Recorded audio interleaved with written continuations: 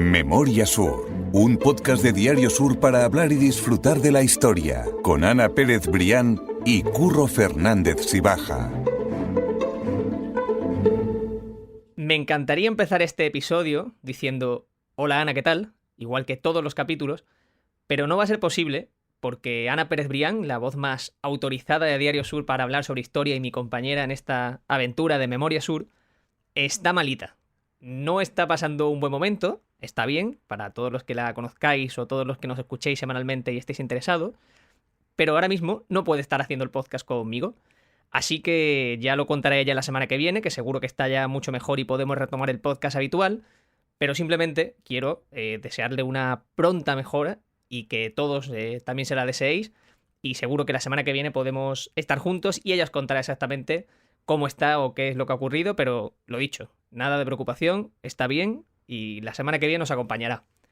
Así que hemos esperado hasta el último momento para poder hacer este podcast, y como no ha podido ser así, la solución que hemos pensado entre los dos es recuperar 5 historias que hemos contado anteriormente en capítulos anteriores del podcast y que sabemos que os han gustado especialmente. Son 5 historias que hemos pensado que son para presumir de ser buen malagueño o malagueña, y vamos a lanzarnos con ella para recuperar esas 5 historias o 5 de esas historias que hemos contado que os han gustado mucho.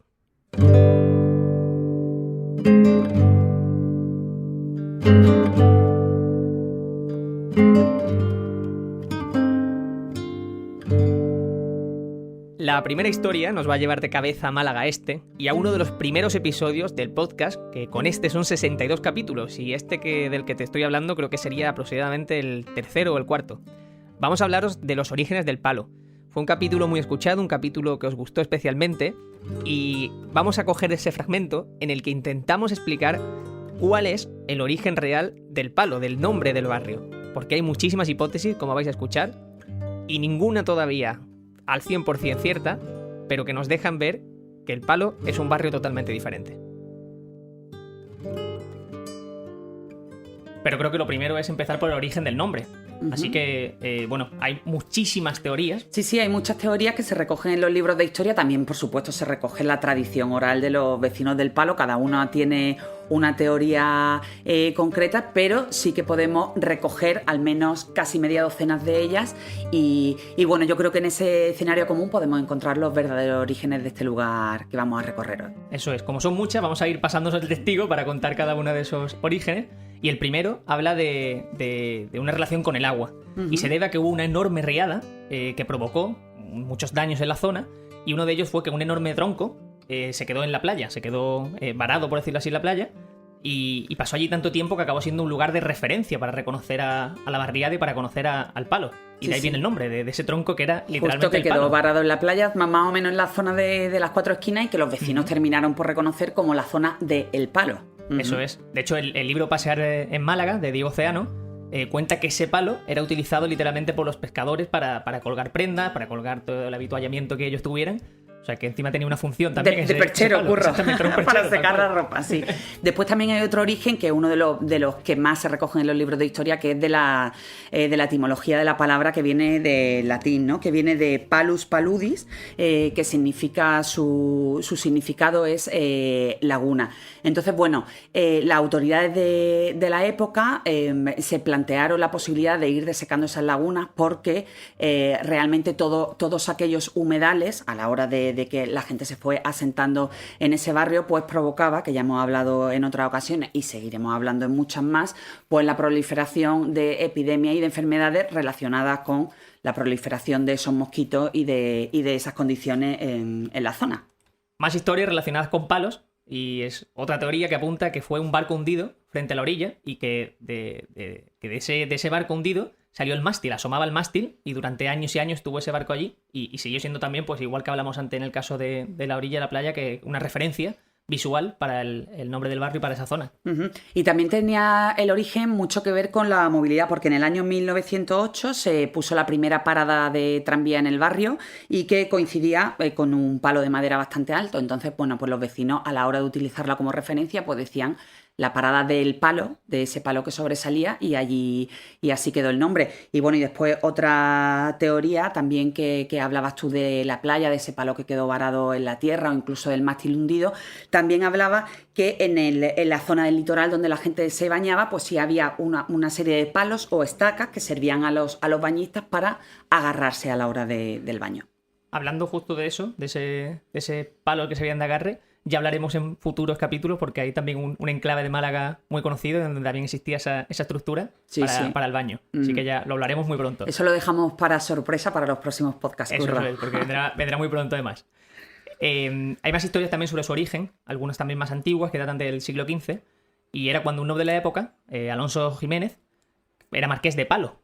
Y fue el que recibió esas tierras cuando se hizo la Reconquista y por lo tanto dio origen a esa zona, al ser el dueño de esas tierras. Efectivamente, eso venía por los repartos de tierra. Una vez que fue conquistada la ciudad por parte de los reyes católicos, se repartían entre los nobles las tierras que habían sido conquistadas, pero otros historiadores también defienden que ese punto concreto del camino hacia Belén Málaga, que era una zona neurálgica de la ciudad, y en ese valle surgido justo entre las laderas del Monte San Antón que antes hablábamos, también existía un ventorrillo llamado El Palo, que terminó por dar origen a esta zona de la población. Hay muchísimas formas o muchísimos estudios sobre el origen del palo. La verdad es que no hay ninguno que sea el más cierto, pero bueno, todos están bien acogidos por la historia, así que bueno, hemos dado unas pinceladas de muchos de ellos. Para muchos hablar de Málaga es hablar de Pablo Ruiz Picasso, el que seguramente sea el artista más internacional de todos los que podemos disfrutar en Málaga, y el que ha puesto también a Málaga a su vez en el mapa en muchas ocasiones. Pablo Ruiz Picasso tiene una historia muy curiosa sobre el día de su nacimiento o el modo en el que llegó al mundo, llegó a la vida, y es lo que vamos a recuperar en un capítulo en el que te hablábamos de la historia del barrio del Ejido, del origen de ese barrio. Bajamos al final del capítulo por calle Carrión para llegar a esa plaza de la Merced, a esa casa natal de Pablo Ruiz Picasso, y contarte qué ocurrió exactamente el día de su nacimiento.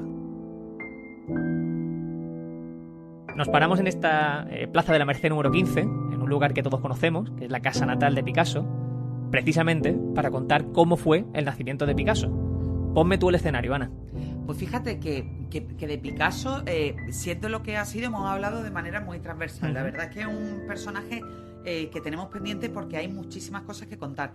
Pero como tú bien dices, es cierto que a mí este podcast se me estaba quedando un poco corto y vamos a hablar de el momento de su nacimiento.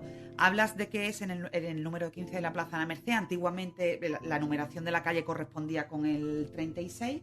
Y bueno, pues nos vamos a situar en ese 25 de octubre de 1881, cuando la madre de Picasso, María Picasso, se pone de parto y llega la hora de asistir ese alumbramiento en las casas, porque antiguamente en aquella época se daba a luz en las casas.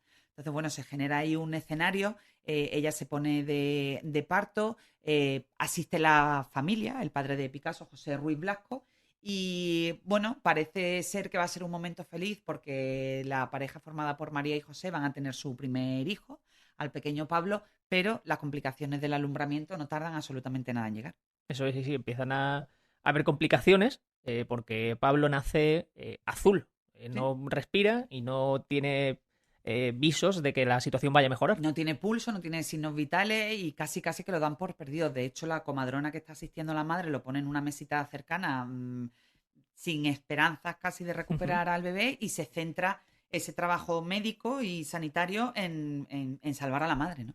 Exactamente. Entonces, imaginaros la escena de lo que hubiera ocurrido de no haber salvado si ese pequeño milagro que vamos a contar a continuación, milagro entre comillas, por supuesto, no hubiera ocurrido, lo que nos hubiéramos perdido, ¿no? Una de las personas con las que hemos hablado para contar esta historia es Mario Virgilio Montañez, que es el jefe del Departamento de Promoción Cultural de la Casa Natal de Picasso, y que ahora en breve vamos a escuchar su propia voz contando otra historia relacionada con este tema, pero nos contaba que incluso en esa situación un poco de caos y de no saber muy bien qué hacer, pusieron a ese bebé, a ese Picasso recién nacido, encima de una plancha de mármol para ver si también con el propio frío era capaz de reaccionar de alguna forma. Y tampoco había manera. Sí, no hubo manera. De hecho, el tío de Picasso, Salvador, que era médico, en el momento que contempló esa escena casi a la desesperada, que se estaba fumando un puro, bueno, vosotros podéis imaginar la escena, ¿no?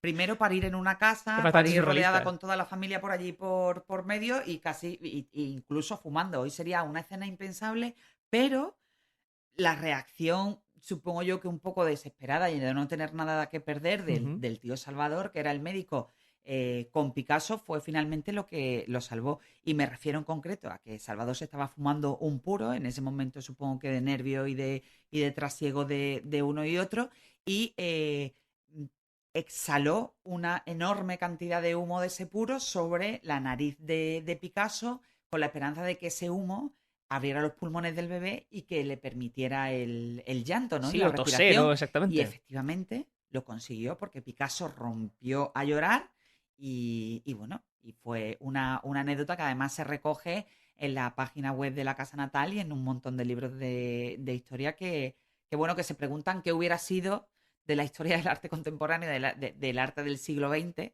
Eso absolutamente, donde Picasso ocupa un lugar de privilegio absoluto, si no hubiera sido por la idea de su tío Salvador de, como se dice vulgarmente, echarle el humo a la cara al bebé. Eso es, sí. Un Picasso bueno, hoy te meterían casi en la cárcel. No, impensable, absolutamente. Pero bueno, a Picasso le salvó la vida. Sí, pero un Picasso eso, que llega a la vida de una calada de un puro, un puro y unos cigarros, un tabaco que le acompañó durante toda su vida porque Picasso fue un fumador empedernido. Fue un fumador empedernido, absolutamente. Unos días más tarde, Pablo Picasso, ya el niño con la total salud, fue bautizado con una infinidad de nombres, Ana. Sí, efectivamente. Mira, como no podía ser de otro modo, ha habido varios capítulos en los que nos hemos detenido en Calle Larios para contar los orígenes de la calle, para contar su construcción, su inauguración. Y es que lo cierto es que nos encanta hablar de Calle Larios, de la familia Larios y de toda esa magia que tiene esa calle icónica, no solo de Málaga, sino también de Andalucía y de España. Hay un pequeño detalle dentro de la calle Larios, que es el que a mí me gusta especialmente, para poner en valor que no solamente hablamos de una calle, sino de un estilo arquitectónico, de una Málaga muy determinada en una época muy concreta, y que te habla de la grandeza y de lo pensada que estuvo esa calle en el momento de su creación. Vamos a recuperar ese episodio en el que te contamos algunas curiosidades sobre la calle Larios y vamos a detenernos en una concreta para que veas que Málaga y que la calle Larios es mucho más de lo que pensamos. Y todo eso nos lleva también a saber que todos esos avances se estudian en los libros de arte, o sea que la calle Larios es una referencia a nivel artístico. Sí, Curro, no es que a nosotros nos parezca bonita y que seamos unos frikis de Calle Larios, que también. Es que la Calle Larios realmente está en los libros de arte. Sí. O sea, primero por ser una de las calles arquitectónicamente más perfectas, más clásicas y más elegantes de cuantas se construyeron en el siglo XIX. ¿Y por qué? Es muy fácil comprobarlo. Si tú te pones al principio de Calle Larios, más o menos dando la espalda a la estatua de Manuel Domingo Larios, que además ahora se ha movido un poco en la última remodelación para que coincida con el inicio de la calle, y tú te pones mirando hacia la Plaza de la Constitución, hay un punto de fuga en el edificio final de la Plaza de la Constitución, lo que antes era Espejo Hermanos, donde coinciden todas las cornisas y todas las balconeras, al final convergen en un punto de fuga en la Plaza de la Constitución. Y es absolutamente alucinante ver esa perfección arquitectónica. Tanto es así que al poco tiempo de la inauguración de la calle, bueno, habían pasado ya unos años, el dueño del edificio del principio de la calle, donde no me gusta dar marcas, pero bueno, es que si no la gente no se va a ubicar en lo que hoy es el edificio de Woman Secret, en los bajos, ese primer edificio, si te pones de espalda a la estatua a la izquierda, intentó remodelar el edificio, tirarlo abajo y construir por su cuenta y riesgo uno diferente, y las autoridades se lo prohibieron taxativamente porque si no rompía la estética de la calle. Y menos mal. O sea, imagínate qué importante es eso, ¿no? Y menos mal que lo prohibieron. Sí, desde luego merece mucho la pena. Y eso está muy mirado. Sí que siempre ha habido algunas polémicas con los cambios que se hacen en los edificios de Calle Larios, lógicamente las remodelaciones, pero siempre se tiene que respetar eso, o al menos debería hacerse, porque, bueno, yo creo que es historia. Un elemento absolutamente icónico de la calle, ¿no? Es historia. Yo creo que es una de esas cosas que no nos damos cuenta hasta que nos paramos a pensarla, pero que hace que nuestra mente, la calle Larios, sea tan bonita, o que cuando estemos allí nos sintamos tan a gusto. Son esos puntos de referencia que al final son cosas, Curro, al final son cosas invisibles que te abrazan, aunque suene un poco cursi, pero que convierten de verdad a la calle Larios en una calle absolutamente singular. Sí, no, es así, es cierto. Hay una de mis historias que son de las favoritas de Calle Larios, Y es que durante un tiempo fue llamado el salón de baile. Imagínate los lujos. Sí, eso. Ya sabes que el Café Central ha cerrado hace muy poquito. Es ese café que estaba situado en la Plaza de la Constitución y que define la manera en la que los malagueños piden café y que trae de cabeza a la gente de fuera. Y creo que es un modo estupendo de definir al malagueño, de saber por qué somos diferentes. Y vamos a recuperar esa historia porque nos detuvimos en un capítulo especial para hablar de los cafés de Málaga, de las cafeterías antiguas de Málaga, y contar también por qué se pide así el café en Málaga, cuál es el origen y por qué se decidió poner esos nombres y todas esas variedades. Esta es la historia de por qué se pide el café así en Málaga. Y ya lo prometió es deuda, Ana, ya lo que nos queda saber es por qué se piden los cafés en Málaga como se piden y cuál es la historia que está detrás, porque no tiene nada que ver ni con el café La Loba, ni con el café de la Castaña, ni con ninguno más. El epicentro de esta forma, yo creo que ya sentimental, ¿no? De pedir los cafés en Málaga, que Total. Te sale quizás de... Pero además, ¿sabes qué pasa, Curro? Que está tan interiorizada, yo no sé si a ti te pasa a lo mejor que te vas fuera y dices, bueno, un mitad se llega a entender... Sí, por dónde van las cosas. En la cafetería. Pero a ti a lo mejor se te va un poco la cabeza y estás acostumbrado a pedir de carril, y yo me acuerdo que una vez pedí en una cafetería de Murcia un sombra y un pitufo y el camarero me miraba así como diciendo, pero bueno, esta señora que ríete de... Claro, a mí me pasó porque yo estudié en Granada y, Claro. y yo cuando llegué es que ni me había parado a pensarlo. Ujú. Y pedí una nube y me dijeron, pero Pues esto nada, qué- toma el ¿qué pasa paraguas aquí? aquí, lo Exactamente. tienes. Sí. Ah. Es muy súper curioso. Bueno, pues esa forma de pedir los cafés, el responsable fue el dueño del Café Central, ¿no? Aproximadamente en la época de posguerra, más o menos en los años 50, este señor se llamaba José Prado Crespo, y bueno, pues imagínate, en su despacho de café, el Café Central, que al principio era muy pequeñito, no es como lo conocemos hoy con ese fabuloso mosaico, ¿no? que tenemos nada más al entrar. Bueno, pues él llegó un momento en que, pues bueno, se cansaba de que todos los parroquianos llegaran a su negocio y decía, hay un poquito más de café, venga, no, un poquito menos de café. Entonces aquello le generaba, para empezar, un gasto en café y Claro. le hacía perder mucho el tiempo porque a lo mejor tenía que poner otra vez la cafetera. Es decir, el café entonces se pedía con los dedos, ¿no? Pues 2 dedos de café, 3 dedos de café, y como que casi nadie estaba a gusto. Hasta que él dice, bueno, pues yo voy a poner un sistema, ¿no? Con las formas de pedir café y que incluya desde lo más mínimo que hay, la nube que tenemos hoy, hasta el solo, ¿no? Entonces, pues alumbró ese calendario con 9 maneras de pedir café.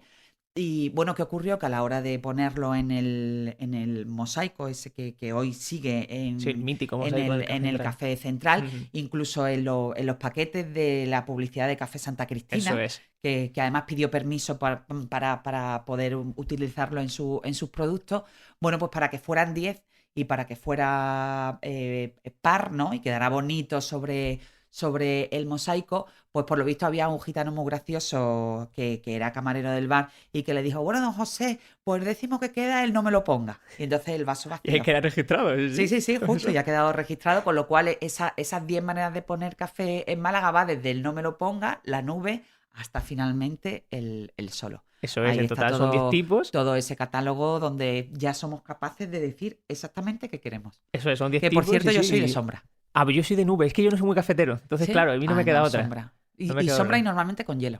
Me Pues- encanta. Pues, oye, pues eso con el hielo yo me lo apunto porque a mí Sí, sí, precisamente lo que me chirría del café eso es tomarlo tan caliente y tal. Sí, pues Esto nada, de gente que va pídetelo con hielo, soplando, que está así buenísimo. que voy a probarlo. Pues nada, ya me has dicho lo que tú pides. Y si estamos contando historias sobre Málaga, algunas de las que más os han gustado, no podemos no detenernos en alguna historia con algún turista. Y es que Málaga históricamente ha sido una ciudad que ha acogido a los extranjeros, y uno de ellos, uno de los más ilustres, ha sido Hans Christian Andersen. Seguro que te has dado cuenta que en la Plaza de la Marina, en la acera de enfrente, hay una estatua del famoso escritor, y seguramente quizás también te hayas preguntado que por qué está ahí. Bueno, pues vamos a recuperar ese capítulo en el que te contábamos 10 curiosidades sobre la Plaza de la Marina, y una de ellas era esa historia sobre Hans Christian Andersen. Y es una que ya hemos tratado en otros podcasts, concretamente en la historia de la Alameda principal, y es la visita de Hans Christian Andersen a Málaga. Eso quedó reflejado en una estatua que se encuentra precisamente frente a la Plaza de la Marina, y que seguramente todo el mundo ha visto y tiene ahora mismo en su memoria. Y esa visita se produjo en 1862, cuando Hans Christian Andersen se hospedó en la Fonda de Oriente y se encontraba en una circunstancia, bueno, mejorable, ¿verdad, Ana? Sí, porque vino, o cuentan las crónicas de la época, después también quedaría recogido en sus propios escritos, que vino a Málaga a tratarse de una depresión. Uh-huh. Y parece ser que aquel lugar, aquella contemplación del verde de la Alameda, la relación también con la gente de Málaga, pues que ayudó mucho en esa recuperación. Algo de lo que dejó escrito en su libro Viaje por España sobre Málaga fue lo siguiente. Decía, nuestro balcón daba a la Alameda, con sus árboles verdes, su fuente y multitud de personas paseando de acá para allá. Disfrutábamos de la vista del puerto y del mar.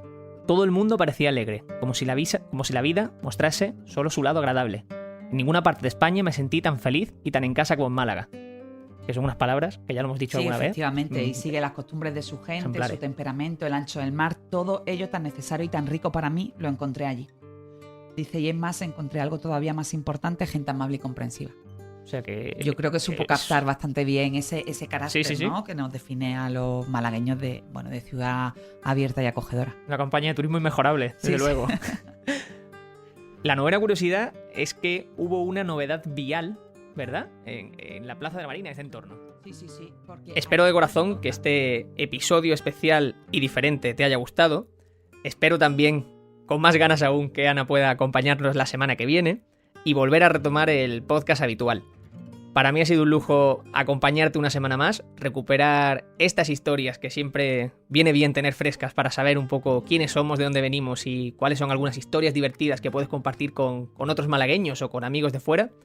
Y nos escuchamos la semana que viene para seguir contándote más historias de Málaga.